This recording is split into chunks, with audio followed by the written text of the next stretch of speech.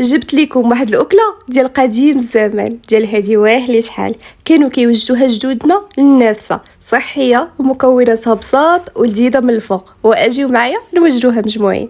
هاد الطبق كانوا كيوجدوه في الطاجين. غادي ناخد 2 معالق كبار ديال الزيت البلديه وغادي نوزعها، وغادي نزيد كاس كبير ديال الحليب 250 غرام، وغادي نزيد 6 البيضات ومعلقه كبيره ديال الشانوج ومعلقه كبيره ديال الحبه السوداء، وغنتقب صفار البيض باش يدخلوا الحليب وحبه الشاج والحبه السوداء.